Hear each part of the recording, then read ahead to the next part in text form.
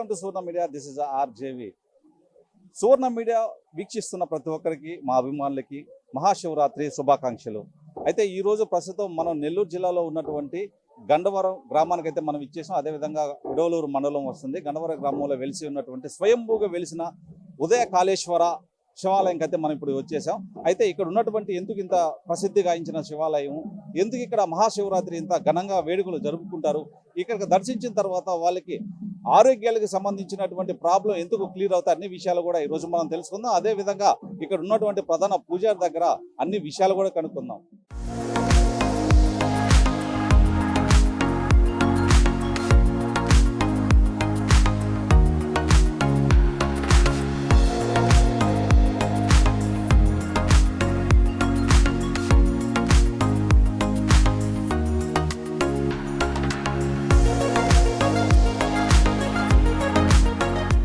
మహాశివరాత్రి పర్వదినం నాడు మనం అయితే ఇప్పుడు గండవరంలోనే ఉన్నటువంటి శివాలయం దగ్గరకు మనం వచ్చేస్తున్నాం. అదేవిధంగా ఇక్కడ ఆలయ ఈవో గారు మనతో ఉన్నారు. ఏ విధమైనటువంటి ఏర్పాట్లు చేస్తున్నారు ఒకసారి సార్ని అడుగుతాం. సార్ నమస్తే. ముందుగా మీకు మా సువర్ణ మీడియా తరపున మహాశివరాత్రి శుభాకాంక్షలు. ఇక్కడ ఎలాంటి ఏర్పాట్లు చేస్తున్నారు? సార్ నేను వచ్చి నా పేరు బండి శాంతయ్య, ఎగ్జిక్యూటివ్ ఆఫీసర్ని. 2 years నుంచి ఇక్కడ పనిచేస్తున్నాను. ఈ దేవస్థానంలో ఈ సంవత్సరం కొత్తగా క్యూ లైన్లు ఏర్పాటు చేయడం ఉంది. బ్రహ్మోత్సవంలో అత్యంత వైభవంగా జరుగుతున్నాయి. నంది సేవకు దాదాపు ఒక 2 లక్షల మంది జనం రావచ్చు అంచనా వేస్తున్నాము. భక్తులకు ఎలాంటి సౌకర్యం జరగకుండా అన్ని ఏర్పాట్లు దేవాదాయ శాఖ తరఫున ఏర్పాట్లు చేస్తున్నాం సార్. అంటే భక్తులందరికీ అన్ని ఏర్పాట్లు ఉన్నాయి అంటే ఏ విధమైన ఇబ్బందులు పాటు లేవు, ఎలాంటి లోట్లు లేకుండా మా కర్తవ్యం మేము నిర్వహిస్తున్నాం sir. Okay, thank you sir. అదేవిధంగా సార్ ఇక్కడ ఉన్నటువంటి ఉభయకర్తలు అంతా కూడా పలు ప్రోగ్రాల్లో పాల్గొంటున్నారు కదా సార్. ఉభయకర్తలు సక్రమ టైంకి వచ్చి వాళ్ళ విధులు నిర్వహిస్తూ దేవుడికి అందరూ పాల్గొంటున్నారు సార్.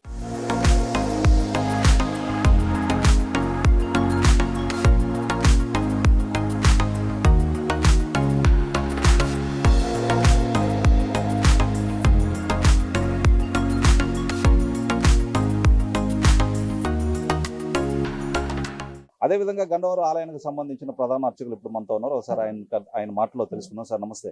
ఏంటి సార్ స్థల పురాణం ఏంటి, ఎందుకు ఇంత ఫేమస్ ఇక్కడ శివరాత్రికి సంబంధించి? అదేవిధంగా శివరాత్రినే కాదు, ప్రతి రోజు కూడా ఇక్కడ పండుగ లాగానే ఉంటుంది. ఏంటి స్థల పురాణం యొక్క విశిష్టత? స్వామివారు మొట్టమొదటిగా చెప్పుకోవాలంటే నెల్లూరు జిల్లా కొడవలూరు మండలం గండవరం గ్రామంలో శ్రీ గంగా పార్వతీ సమేత ఉదయకళేశ్వర స్వామి అనే పేరుతో ఇక్కడ ఆవిర్భవించడం జరిగింది.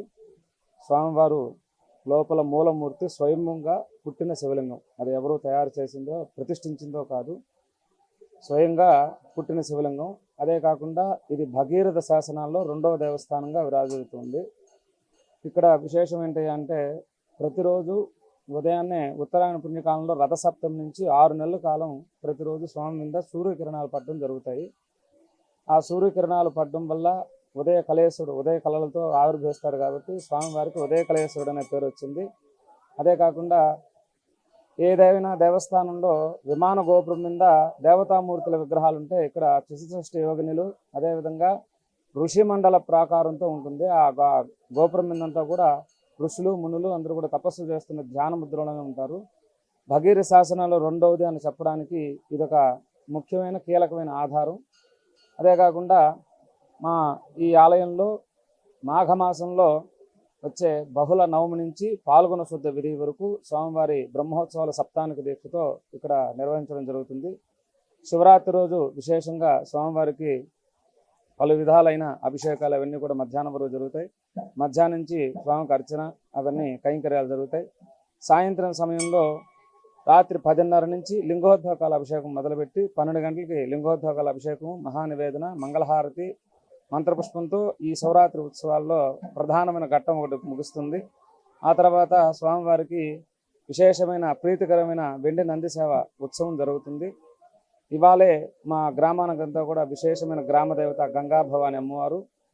ఆమె ప్రతిరోజు స్వామివారు ఉత్సవానికి వెళ్ళేటప్పుడు స్వామివారు మాత్రం వెళ్తారు. ఇవాళ ఏంటంటే అమ్మవారు ముందు వైపు వెళ్తూ ఉంటే అమ్మవారిని అనుసరిస్తూ స్వామివారు వెళ్ళడం ఇక్కడ మొదటి నుంచి వస్తున్న పూర్వం నుంచి ఆనవాయితీ.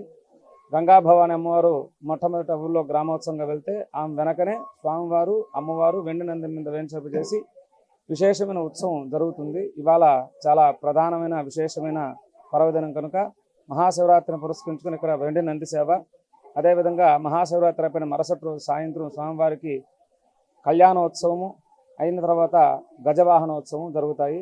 మరుసటి రోజు శివరాత్రి అయిన 3వ రోజు ఉదయం స్వామివారికి రథోత్సవం, సాయంత్రం తెప్పోత్సవం జరుగుతాయి. ఆ తర్వాత స్వామివారికి అశ్వవాహన సేవ, మరుసటి రోజు చక్రస్నానంతో ఈ ఉత్సవాలన్నీ కూడా పూర్తవుతాయి. స్వామి అదేవిధంగా ఏదైతే లోపల గర్భగుడి ఉందో దేవుడు ఇక్కడ స్వయంగా వెలిసారని, అదేవిధంగా స్వామికి దెబ్బ తగిలిందని అనేటువంటి ఒక విధానం కూడా ఇక్కడ వింటూ ఉంటాం. ఎక్కడి నుంచి నీరు వస్తాయో, నీరు కూడా ఎలా వస్తాయో కూడా మిస్టరీగా మిగిలినటువంటి ఒక అవకాశం ఉంది. సో ఎందుకు అంత మిస్టరీ? దానికి ఏమైనా పురాణం ఉందా అక్కడ ఆవిర్భవించినటువంటి ఆ శివలింగానికి? సత్యం ఇక్కడ స్వామివారి సత్యం అండి. పానివట్టంలో ఈశాన్య మూల ఎంత తుడిచినా కూడా ఒక 2 ఉద్ధరణలు లేదా 2 చెంచాల నీళ్ళని ఎప్పుడు ఊరుతూనే ఉంటాయి. ఆ తడి అనేది ఈశాన్య భాగంలో అలాగే ఉంటుంది. ఇంకోటి ఏంటంటే ఇక్కడ ఈ పుట్టని తవ్వేయాలని చెప్పేసి కొంతమంది దుండగులు ఇక్కడ ఏదో నిధి నిక్షేపాలను తవ్వేయాలని చెప్పి అప్పటి కాలంలో క్రిమికంట్రి చోళుల హయాంలో ఒక మంత్రించిన గడ్డపారని వెనక వైపు నుంచి విసరడం జరిగింది. అది విసిరినప్పుడు స్వామికి ఈ భాగంలో ఘాటు పడ్డము. అది ఇప్పుడు కూడా అభిషేకం చేసేటప్పుడు శివలింగం అంతా కూడా రాయిలా ఉన్నా కూడా ఆ ఘాటు దగ్గర మాత్రం మన మానవ చర్మం ఏ విధంగా ఉంటుందో ఆ విధంగా మెత్తగా ఉండడం అనేది ఇక్కడ విశేషము. ఆ అనుభూతిని మేము అనుభవిస్తూ ఉంటాం అన్నమాట. స్వామికి అభిషేకం చేసినప్పుడు, స్వామిని స్పృశించినప్పుడు ఆ భాగం మాత్రం మెత్తగా మన చర్మంలాగా ఉంటుంది. మేము సామాన్య భక్తులు కూడా తాకడానికి వీలు ఉంటుందా? అవకాశం లేదండి. ఇది భగీరథ ప్రతిష్టలో 2వ దేవస్థానం. దీనికి లోపలికి వెళ్ళాలన్నా, అర్చన చేయాలన్నా చాలా విశేషమైన సిస్టమ్ ఉంటుందన్నమాట. అంటే భగీరథుడు అంటేనే ఒక సిస్టమ్, దానికి తగ్గట్టుగానే ఉంటాయి. స్వామివారికి పూజా లోపమైనా ఏదైనా నైవేద్యహీనమైనా వెంటనే ఆ షాకు వెంటనే మాకు కానీ ఇతరత్ర అక్కడ ఉండే పరిధిలో ఉండే వాళ్ళకి కానీ వెంటనే షాక్ చూపడం అనేది స్వామివారి సత్యం. అందువల్ల అన్యులు కెమెరా నాట్ అలౌడ్, ప్లస్ ఏంటంటే స్వామిని తాకడం అనేది నాట్ అలౌడ్. 2018లో కుంభాభిషేకం చేసేటప్పుడు స్వామివారి కళలన్నీ తీసేసి ఈ ఆలయం లోపల మాత్రం కొంచెం మరమ్మతులు చేయడం జరిగింది. అప్పుడు ఒక 11 రోజుల పాటు స్వామిని తాకే అవకాశం ఇచ్చారు. ఇప్పట్లో వేలాది మంది వచ్చి స్వామిని తాకే అనుభూతిని పొందారనమాట. మరలా ఈ అవకాశం మరి ఎప్పటికి వస్తుందో ఏంటో ఇంకా పరమేశ్వరుతాయి. అక్కడ వాటర్ ఎలా ఆవిర్భవిస్తాయి చుట్టుపక్కల లోపల శివలింగం? మనం నీళ్లు రోజు ప్రతినిత్యం ఆయనకి అభిషేకం చేయాలా. ప్రతిరోజు ఆ అభిషేకం చేసినప్పుడు ఆ వాటర్ అక్కడ నిలబడతాయి. ఈశాన్య భాగంలో ఎన్ని తుడిచినా కానీ ఆ భాగంలో 2 ఉగ్గి గిన్నెలు ఉదకాలు ఉంటాయి, ఉదకం ఉంటుంది. అదే ఆయన సత్యం. మేము కూడా ప్రయత్నం చేసి చూసాము. ఆ గుడ్డ పెట్టి ఈశాన్యంలో తుడిచేసి ఎక్కడి నుంచి వస్తున్నాయని చూసాం. కానీ ఏంటంటే బాగా ఒక ఉద్ధరణ, ఒక ఉగ్గు గిన్నె నీళ్ళు ఎప్పుడు ఉంటాయి అన్నమాట స్వామి ఈశాన్య భాగంలో. అది ఎక్కడి నుంచి వస్తున్నాయి, ఎలా వస్తున్నాయి మాకు మిస్టరీ. స్వామివారి సత్యం. ఇక్కడ ఇంకోటి ఏంటంటే ఆరోగ్యం కోసంగా ఎవరైనా ఆరోగ్య క్షీణత ఉండి ఆరోగ్యపరంగా ఇబ్బంది పడుతున్న వాళ్ళు ఎవరైనా కానీ ఉంటే స్వామిని కానీ సేవిస్తే 41 రోజు కానీ సేవిస్తే ఎంతటి దీర్ఘకాలమైన వ్యాధి అయినా సరే ఖచ్చితంగా నయం అవుతుంది. 100% ఇక్కడ అనుభవించిపోయిన వాళ్ళు ఉన్నారు. దాంట్లో మేము కూడా కొంతమంది భాగస్తులు. మాకు తెలిసిన వాళ్ళు, కొత్త వాళ్ళు ఎవరైనా వచ్చినా కూడా స్వామిని సేవించమని చెప్పిన వెంటనే చేసిన వెంటనే ఎన్నో విధాల దీర్ఘకాలిక వ్యాధులు కూడా నయమైన చరిత్ర స్వామివారి, ఘన చరిత్ర ఉంది. చాలా విశేషం స్వామివారు.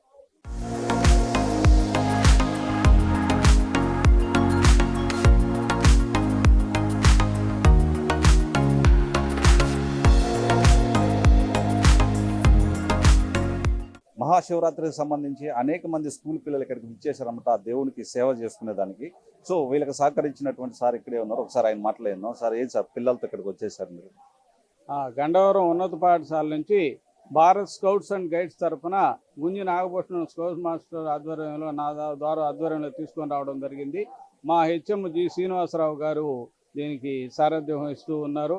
మేము వచ్చి ఇక్కడ పిల్లల్ని, భక్తుల్ని క్యూ లైన్లో పంపించడానికి, మంచినీరు అందించడానికి, ఈ కొవ్వొత్తులు ఎలాంటి దీపాలు వెలిగించేటప్పుడు వాళ్ళకి ప్రమాదాలు జరగకుండా ఉండేదానికి, పిల్లల్లో స్నేహభావాన్ని, సేవాభావాన్ని పెంపొందించేదానికి ఇక్కడ తీసుకుని వచ్చాము.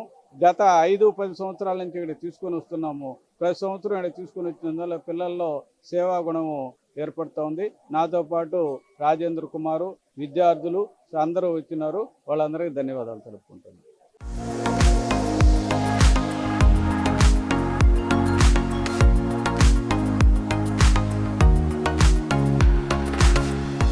సో అదే విధంగా ప్రతి నెలలో కూడా శుక్లపక్షం శివరాత్రి అనేది వస్తుంది. అయితే సంవత్సరానికి ఒకసారి వచ్చేటువంటి ఈ శివరాత్రికి ఎందుకు ఇంత ప్రత్యేకత అంటే ఈ రోజు శివుడు ఆవిర్భవించినటువంటి రోజు కనుక దీన్ని మహాశివరాత్రి పర్వదినంగా మనం భావిస్తూ ఉంటాం. అదే విధంగా ఇక్కడ చూసుకున్నట్లుగానే అయితే ఇక్కడ దేవుడు ఎవరైతే ఇక్కడ లింగం ఉంటుందో స్వయంగా వెలిసినటువంటి లింగం అన్నమాట. ఇక్కడ వచ్చేసి ఉదయకాళేశ్వర స్వామి అనే ఆ విధంగా ఎందుకు పిలుస్తారంటే ఆయనకి ఉదయాన్నే సూర్యకిరణాలు డైరెక్ట్ గా ఆయన కిరణాల పైన పడతాయి. అది కూడా రథసప్తమి ముగించిన తర్వాత రథసప్తమి స్టార్ట్ అయినప్పటి నుంచి కూడా 6 నెలల పాటు ఆ సూర్యకిరణాలను డైరెక్ట్ గా స్వామివారి దగ్గర పడితే డైరెక్ట్ గా చూడొచ్చు. అంటే వాస్తవానికి కెమెరా అవన్నీ నాట్ అలౌడ్ కాబట్టి అక్కడ మనం విజువల్ చూపించడానికి వీలుగా ఉండకపోవచ్చు. అయితే ఇక్కడ ఇంత ఎవరికైనా సరే ఆరోగ్యం బాగాలేని టైంలో కావచ్చు, అదేవిధంగా వాళ్ళు చాలా ఇబ్బందులు పడుతున్నటువంటి టైము, అదేవిధంగా ధనానికి సంబంధించినటువంటి ఎన్నో కష్టాలు పడుతూ కుటుంబానికి సంబంధించిన కష్టాలు, అదేవిధంగా దాంపత్య జీవితానికి సంబంధించిన కష్టాలు ఏవైతే ఉంటాయో ఇక్కడ కానీ దేవుడిని నమ్ముకొని కొన్ని వారాలు ఇక్కడ తిరిగితే అవన్నీ కూడా మటుమాయం అవుతాయి అనేటువంటి ఇక్కడ భక్తులంతా కూడా ప్రగాఢంగా విశ్వసిస్తూ ఉంటారు. అదేవిధంగా ఇప్పుడు మనం చూస్తున్నాం ఇక్కడ వాస్తవానికి మనం చూసుకున్నట్లుగానైతే అనేక మంది భక్తులు ఇక్కడ ఇచ్చేశారు. వాళ్ళ మొక్కులు కోరికలన్నీ కూడా ఇక్కడ టెంకాయలు గుర్తు అదేవిధంగా ఇక్కడ ద్వీపాలు వెలిగిస్తూ కోరికలన్నీ కోరుకుంటూ ఉన్నారు. ఎంతో భక్తులంతా కూడా భక్తి శ్రద్ధలతో ఇక్కడికి విచ్చేసి దేవుడికి వాళ్ళ మొక్కులనే చెల్లించుకుంటూ ఉన్నారు. వాస్తవానికి ఇక్కడికి వచ్చి ఇక్కడ ప్రత్యేకంగా మనం చూసుకున్నట్లుగానైతే ఉదయకాళేశ్వర ఆలయంలో టెంపుల్లో ఏదైతే ఇక్కడ ప్రత్యేకత ఉందో, ఎవరికైతే ఆరోగ్యం క్షీణించి ఉంటుందో ఆ క్షీణించిన సమయంలో ఇక్కడికి విచ్చేసి వారు దేవుణ్ణి ప్రగాఢంగా కానీ విశ్వసించినట్లుగానే అయితే ఆరోగ్య సమస్యలు క్లియర్ అయిపోతాయి అనేటువంటి ఒక భావం కూడా ఇక్కడ జనాల్లో ఉందన్నమాట. అదేవిధంగా భక్తులు ఇక్కడ ఎంతో భక్తి శ్రద్ధలతో ఇక్కడ పూజించడం వల్ల వాళ్ళకి ఆరోగ్యం అష్టైశ్వర్యాలు కలుగుతాయని చెప్పి భక్తులు ప్రగాఢంగా విశ్వసిస్తూ ఉంటారు, అదేవిధంగా నమ్ముతూ ఉంటారు.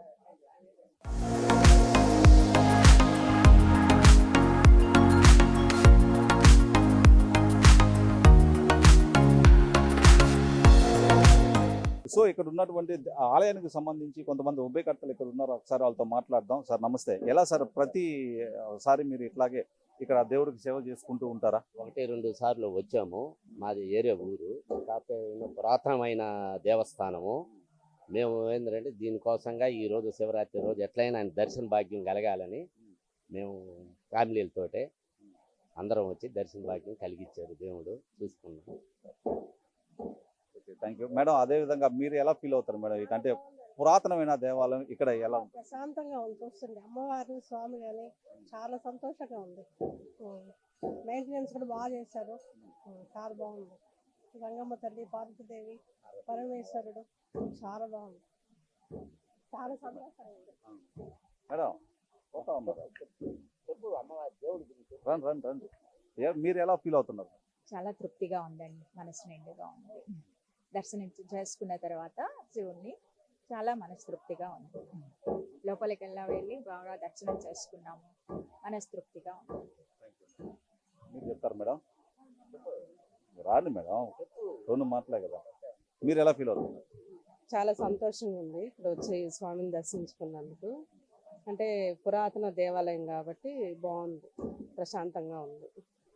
ఇక్కడ అంటే శివుడు పార్వతి అమ్మవారితో పాటు ఇక్కడ గంగమ్మ కూడా ఉంటుందండి. గంగమ్మ చాలా కళగా ఉంది. అమ్మవారు చూస్తూ ఉండాలనిపిస్తుంది. చాలా బాగుంది. కాశీ విశ్వేశ్వరం అన్నపూర్ణమ్మ తల్లి గుడి కూడా చాలా బాగుంది. అన్ని దర్శనం కోరిన కోరికలు నెరవేరుతాయి అనేసి చాలా మంది చెప్పారు. మేము ఇప్పుడు ఆయన దండం పెట్టుకున్నాం. మాకు కోరికలు నెరవేరాలని దేవుణ్ణి ప్రార్థించవచ్చాం. ఏమన్నా కోరికలు నెరవేరాయా మీకు? మేము మామూలుగా శివభక్తులమే, కానీ ఇంతవరకు కోరలేదు స్వామిని. ఈరోజు కోరాము, అది ఇప్పుడు కోరాం, అది ఇచ్చాడు. కానీ ఇప్పుడు కోరుకున్నాం మళ్ళా. దేవుడి దేవల్ల అది జరిగితే ఇంకా మంచిది. Thank you sir. అది కూడా అన్ని ఇచ్చాడు ఆయన. తృప్తిగా ఉంది. ఆరోగ్యాలు ఇస్తే మాకు అంతే చాలు. మేము కూడా మనస్ఫూర్తిగా మీకు కోరుకుంటున్నాం మేడం. మీరు అనుకున్న ప్రతి కోరికలు కూడా నెరవేరాలని, మీకు ఎల్లప్పుడూ ఆరోగ్యాలు బాగుండాలని మనస్ఫూర్తిగా మేము కోరుకుంటున్నాం. Thank you so very much. అయితే అదనమాట మనం చూస్తున్నాం కదా. అయితే వాస్తవానికి ఇక్కడ శివాలయంలో వచ్చేసినటువంటి ప్రతి ఒక్కరు కూడా ఆరోగ్యాలు వాళ్ళకి బాగుండాలని కోరుకుంటారు. ఇక్కడ చాలా మంది కూడా ఇక్కడ ఇచ్చేసి నాకు డబ్బు కావాలా, ధనం కావాలనేది కాదు, ముఖ్యంగా వాళ్ళ ఆరోగ్యం బాగుండాలని చెప్పి ఇక్కడ కోరుకుంటూ విశ్వసిస్తూ ఉంటారు అన్నమాట. అదేవిధంగా మనం చూసుకున్నట్లుగానైతే లోపల శివుడు, పార్వతి, అదే విధంగా ఈ పక్కన మనం చూసుకున్నట్లుగా గంగమ్మకి సంబంధించినటువంటి ఆలయం అనేది సపరేట్గా పక్కనే ఉంటుందన్నమాట. అది ఎంతో పురాతనమైనది దేవాలయం అన్నమాట. ఇది దాదాపు మనం చూసుకున్నట్లుగానైతే 18వ శతాబ్దం నాటిది. చోళులు నిర్మించినటువంటి దేవాలయం. సో చాలా చాలా విశిష్టత, ప్రత్యేకమైన దేవాలయం ఇది.